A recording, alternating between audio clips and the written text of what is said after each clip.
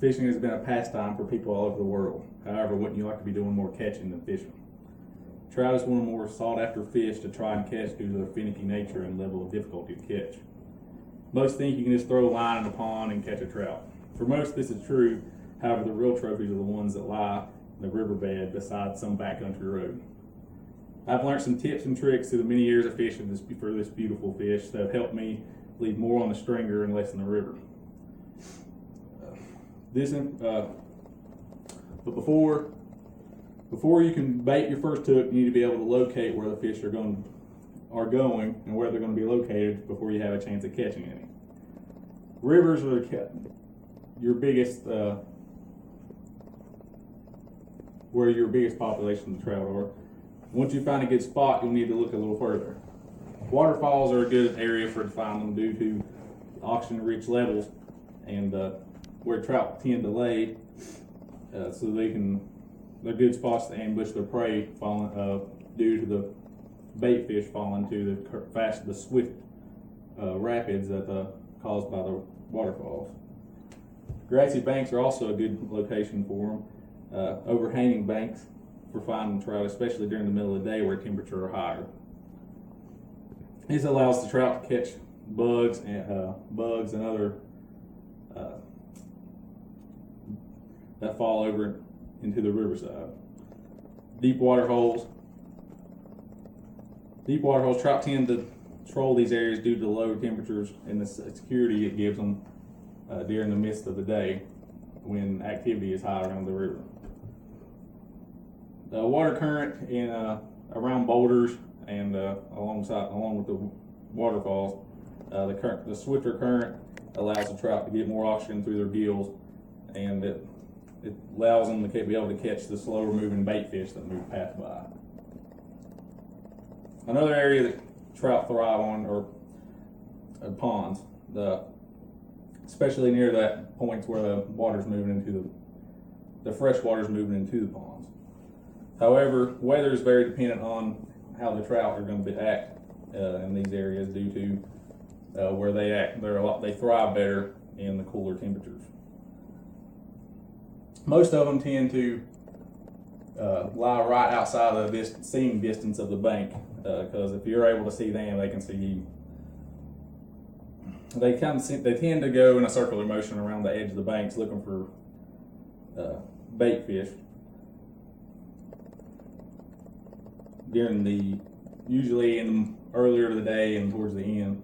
But however, during the hottest part of the day, they tend to move towards the deeper parts of the pond, usually in the center, when temperatures are at their highest.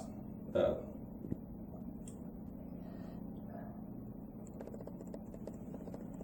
one mistake most people make when they're getting ready to go fishing is how they approach them. When it comes to fishing, you want to get as close as you can, but however, you don't want the fish to be able to see you.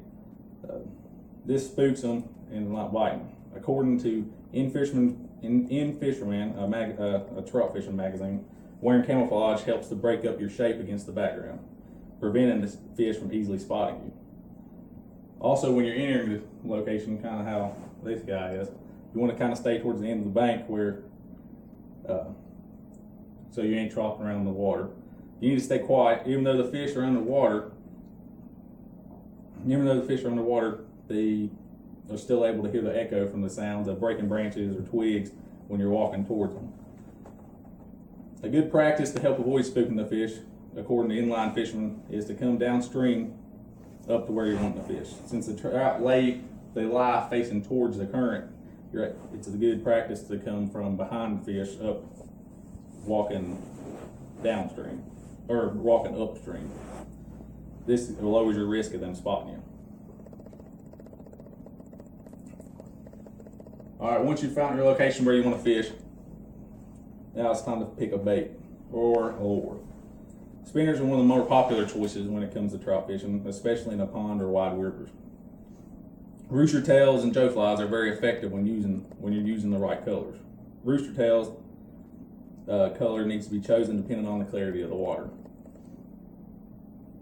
I found personally that darker spinners in clearer waters are more effective, as well as bright fluorescent colors in cloudy water. Some research goes a long way into picking out the right Joe fly. There are some all-around good ones like the March Brown. However, researching what bugs are in season and common in a particular area you're going to fish really pays off in the long run. This will allow you to choose a Joe fly that impersonates the common bugs that a trout are used to eating.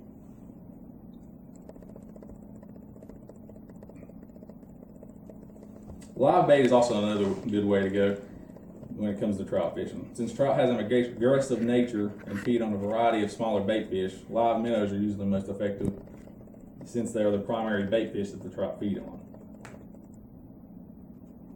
And then power bait is one of the most common baits used for trout due to the variety of scents that are available. Through years of using almost every scent available, there are a few that I found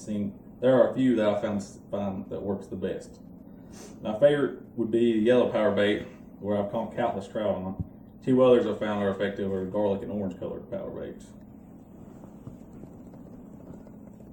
Trout fishing is a lot of fun and one of the best pastimes there are. I've spent a lot of time fishing, family.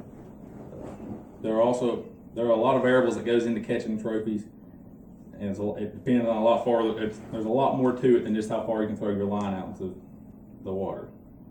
Next time you're on the riverside, think about some of these tips and maybe it'll help you get that trophy trout.